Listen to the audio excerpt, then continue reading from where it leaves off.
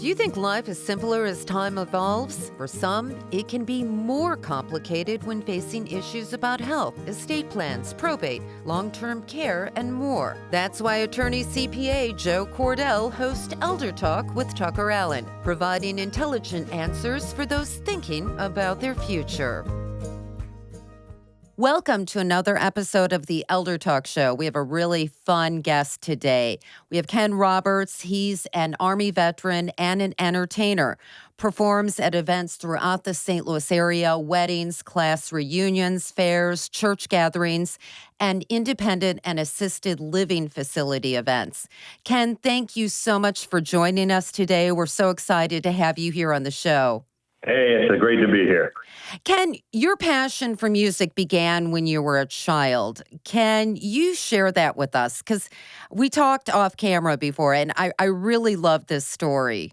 Yeah, it all started when I was just 5 years old, and my mother had the TV on one night, and it was 1968. I'll never forget it. And Elvis had his TV special on. He was wearing the black leather jacket. Yeah. And I remember looking up at the TV, and I said to my mom, I said, "Mom, who is that?" She said, "Well, that's Elvis Presley." And I said, "Wow, he is cool." Wanted to be just like him. So from then on, I watched his movies, and I was just fascinated with his charisma, his voice, of course, his good looks. And I thought, yeah, I wouldn't mind being like him. So my parents took me to church all my life, and I'll never forget, as I was older, at the age of 9, my dad, one Wednesday night, grabbed me by the arm, and he said, "Get up there, boy." I said, "What, Dad?" He said, "You're going to lead a song for the church." Was it an Elvis song? No, it was a gospel song. Okay, I was going to say, although the King of Rock and Roll did sing gospel songs. Yeah, that's right, he did. Uh-huh. So go ahead. And so I got up there, and I was nervous. My dad said, "Don't worry, I'll start the song. You just wave your hand." And he said, "Tell them to turn to number 528. We'll sing the first and last verse." So that's what I did. Little kid, 528, turn first and last verse. And I did the song, and the nerves went away. And after church, the old ladies and folks came up to me and said, "Young man, you did a good job." And that started it right there. That ignited confidence in me. And from then on, I started leading singing in church, and I got involved in school choirs. In junior high, I started learning how to play the guitar. Oh, yeah. Okay. Mm-hmm. And so through high school, as my voice developed and changed, I went to a Christian school my sophomore and junior year, and I met a guy that had a beautiful bass voice at my school, and another kid that had a tenor. And we started an a cappella trio, and we went around all different kinds of churches and fairs, and we started singing all these church gatherings, concerts. It was fun. So you had a pretty big following? Oh, yeah. We were known as the Orangeville Sacramento Trio, and we had a good following. Now, that was my sophomore and junior year in high school. And then my senior year, I went to a public school, and the guys that I sang with at the Christian school, we kind of broke up. And then I got involved in a rock and roll country band in high school. So they were called the Ramblers? We were called the Ramblers. We had a drummer, a lead guitar, a rhythm guitar, and a bass guitarist. And we only together our senior year, that year there. And then from there, I went on to Lubbock Christian College, and I sang in the Meister Singers Chorus. And that was really a good vocal experience for me, learning how to improve my vocals in college. And that was a lot of fun singing with the Meister Singers. We got to sing all over the United States, including Hawaii, from 1981-83. And then in 1984, I kind of broke off from music and got involved in sports. I still played guitar and that kind of thing, but and it wasn't until 1989 I went into the Army. And that's when I kind of got back into music. They had they had various talent shows and contests we can do. And in 2005, I was stationed in Korea. Uh-huh. And at that time, American Idol had just came out in 2001. Right. Well, the Army was so impressed with American Idol, they thought, well, why don't we do a military idol? A military idol? Yeah, they had Military Idol, and the winner of Military Idol got to go compete and audition for the actual national television American Idol. And did you And ever I get to took, audition? I made second place in Military Idol throughout the whole Army Korea Peninsula there. But the first place winner, she beat me by a hair, and she went on to American Idol. Okay. Mm-hmm. Now, is she a name that we would recognize? No. What happened was you had to go through still pre-auditions at American Idol to make the actual American Idol, where you go in front of Simon Cowell and at that time Paula Abdul and Randy Right. Jackson. So she did not make it quite to that level. She just made it to the pre-auditions for American Idol. Okay, so Ken, let's fast forward to present day. You're performing in retirement communities and assisted living communities. What is that like? I love it. It's a joy. It is even like a ministry for me to bring music to these folks. It's amazing when you can see the expression on their faces as they relive the memories or through a certain song you may sing, whether it be a Frank Sinatra, New York, New York, or a Nat King Cole song like Ramblin' Rose, or some of the other hits you did like The Woman I Love. Musical memories are often preserved with people that have Alzheimer's or dementia. Somehow they're still able to connect to the music that always was so dear to them. Have you found that to be true?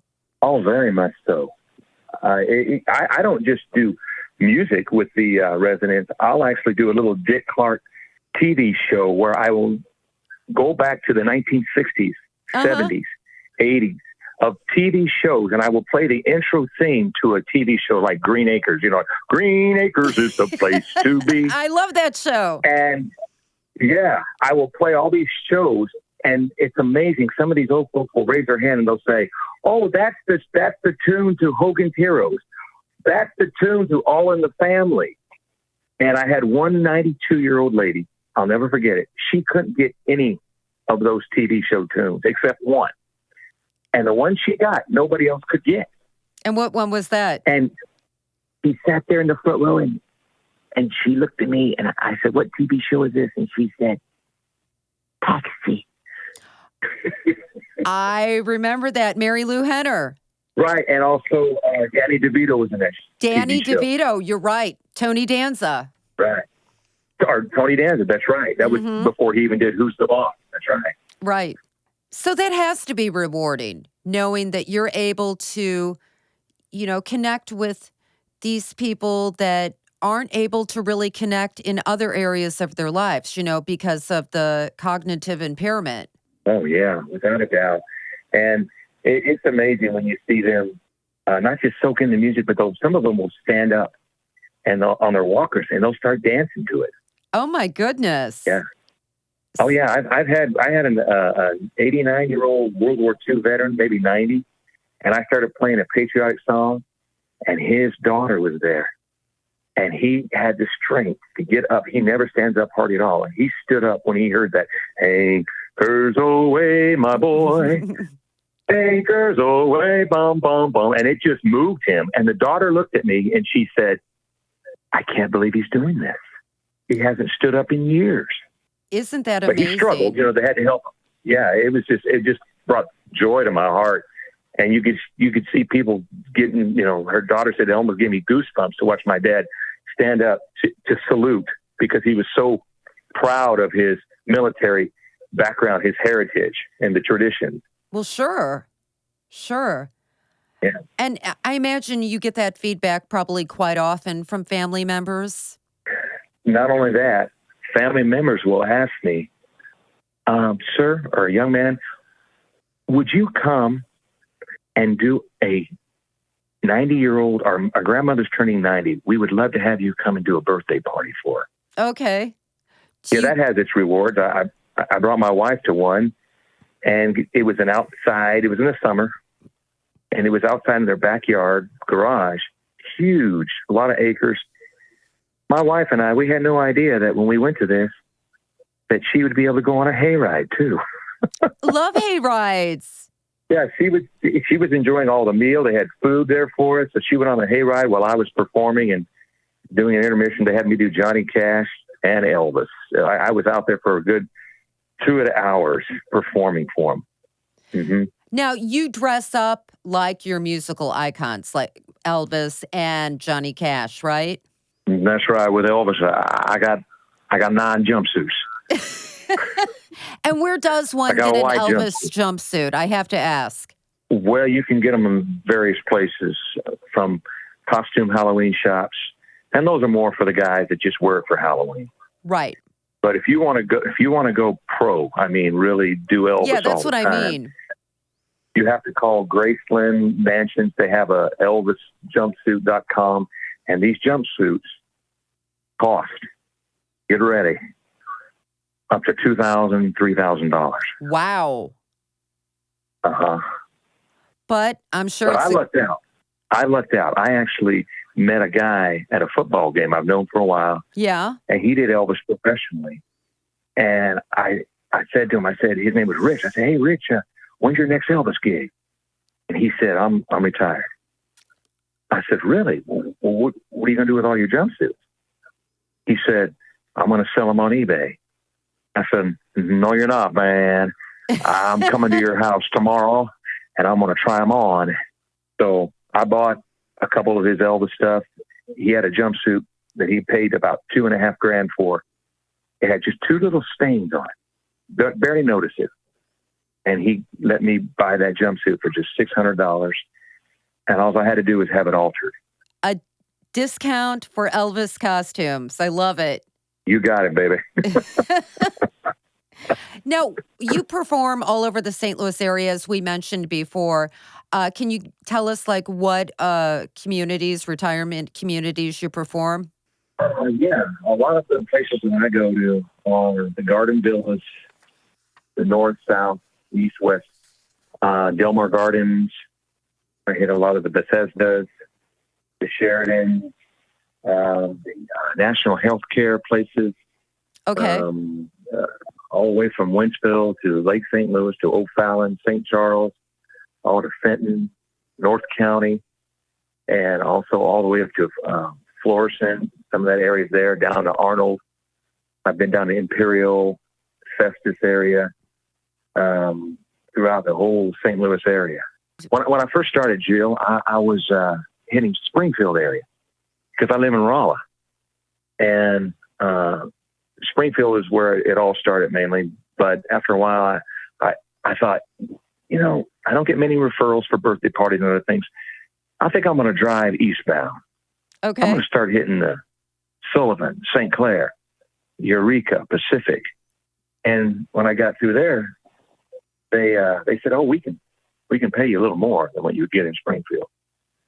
So St. Louis has been a total blessing to me, especially financially. I can see that. So you're booked on a regular basis, I take it? Well, prior to COVID, I was averaging 25 to 30 shows a month. Wow. And That's practically every day. Yeah, nearly every day. And sometimes I would do 2 shows a day. My busiest months were May, October, and December. I remember one year in December, I think it was 2016, I did 48 shows in December. That's a lot of performing. I bet you were exhausted. But it's a good kind of exhausted, right? So when COVID hit, how much did it drop off, would you say? Oh, big time. I got to a point where I thought, well, if I'm going to stay in shape and continue to fit in this jumpsuit without it getting too tight, I think I'm going to do some landscaping. So I did some landscaping. But yeah, my shows dropped from an average of 25 to 30 shows a month all the way down to maybe 4, wow, 5. But God bless St. Louis. I'll tell you why. St. Louis has got adventure. They got spirit. And they say, well, if we can't have you sing inside because of COVID, we'll let you sing outside. Okay. So I sing outside, and I would hook a speaker. I'd bring 2 speakers. I'd bring one speaker, I'd connect it to the inside of the building through a window, and then I had my outside speaker so I could hear myself. So I basically would sing and people would see me through the window, and I'd wave to them. And then sometimes they'd write down a little request on a piece of paper. Do this song. Well, you know what they say, the show must go on, and that certainly is apparent with what happened during COVID with your performances. Oh, Jill, let me tell you, I had a couple of outside shows that were not just adventurous, but a little risky. Why's that? They had to put an awning over me because we didn't know a thunderstorm was coming through. Oh my goodness! Yeah, and I got a little bit of wet, but they had an awning over me. The maintenance people were real helpful, and they put this little tent over me. But the activity director said, "Ken, are you sure you want to do this?" I said, "I'll be all right, man. Elvis ain't going to get struck by lightning." And I didn't, but it was adventurous. And then I had another show where it was so hot that when I got done with that Elvis jumpsuit, my jumpsuit was like a damp, sweat rag. I was going to say it had to be hot in that jumpsuit. Oh, it was hot. But you're a trooper, right, Ken? Well, the Army, 20 years in the Army teaches you to endure a lot of hardship. You learn to adapt and overcome. And I thank the Army, especially being a recruiter for 3 years. That's how I learned how to prospect and get businesses through the St. Louis, Springfield area. They teach you how to approach people. They teach you how to sell yourself and how to overcome objectives such as, I'll give you a quick example. Okay. Let's say, Jill, you're an activity director, all right? I call you up and I say, "Hello, Jill, I'm Ken Roberts. I do music." And let's say you say, "Well, Ken, I'm glad you do music, but we already have enough entertainers here. So do I just hang up at that moment?" No. What I do is I say, "Oh, okay, Jill, what kind of entertainers do you have?" And let's say you say, "This is what happened. Well, we have the old lady choir. We have a bluegrass group come. And we have our children's elementary school choir come, and that's pretty much it." And here's what I do. I say, "Well, have you ever had any Elvis Presley? Johnny Cash?" "No, we haven't." "Well, I'd love to come, and I'm willing to work with your budget." "Okay, well, let me call the administrator. This might be good for a special event." And so that's what I did. And they had me come in, and before you know it, they said, "We want you back. As a matter of fact, we're going to call our sister facility and see if we can get you to come there as well." And that's how it all started. Long story short, I started with 4 nursing cares in Rolla. I had a couple in Springfield, and that was back in 2009. Now the Lord has blessed me all the way to, I have over 250 now. That's awesome. Yeah, I imagine you would have to have those marketing skills. It's called handle the objection. In Army recruiting, they teach you this. You come to a young man and you say, "Hey, young man, you look like you're in good shape. You ever consider the military?" "Oh, no, man, I'm going to college." "Oh, well, how you paying for your college?" "Well, I'm going to get some student loans." "Well, did you know the Army has a Montgomery GI Bill and the Army College Fund? We can give you that money, and you get college credit even just for your basic training." "Really?" "Yeah. Would you like to travel and see the world?" "Yeah, I'm kind of tired of Rolla, Missouri." "All right, bud, come on, talk to me. Let's go talk." So that's your story. I love it. Now, yeah, that's if someone would want to book you for an event, which I understand why they would, how can they find you? Do you have a website? I don't have a website up right now. What I have is it's a Google website, basically. What is, you Google Ken Roberts, Elvis impersonator, and a bio comes up on me, some videos, and my phone number. Mainly what I do is word of mouth and business cards. I pass out business cards everywhere I go. The old-fashioned way, right? Yeah. And a lot of these assisted living, elderly places, believe it or not, they don't ask for a website. They just said, "Do you have a card?" Mm-hmm. Business card. And I give them that. Okay. Well, we're not going to let you leave until you perform for us. That sounds good to me, Jill. So what can we expect? Well, if you want, I can do some Johnny Cash on the guitar. I can do some Elvis on the guitar. I play a little instrumental bluegrass if you want to hear some other country music. I do some Willie Nelson, too, and Waylon Jennings. Yeah, I like to do a variety of stuff, not just Elvis. Well, we would love that. Hello, I'm Johnny Cash. I hope you like this song. It goes like this.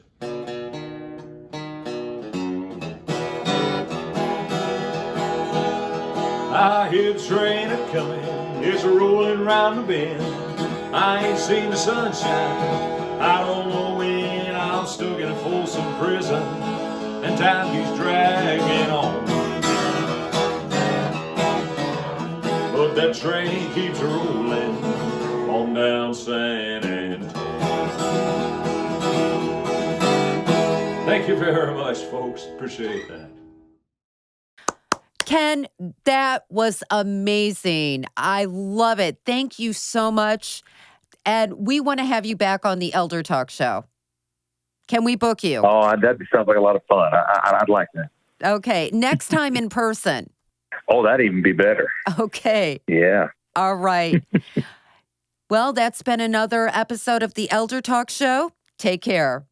You've been listening to ElderTalk with TuckerAllen, providing intelligent answers for those thinking about their future, with attorney CPA Joe Cordell. Sponsored by TuckerAllen, your estate and elder law advisors. For more information, visit TuckerAllen.com. Listen again next Saturday for another edition of ElderTalk with TuckerAllen. The choice of a lawyer is an important decision and should not be based solely on advertisements.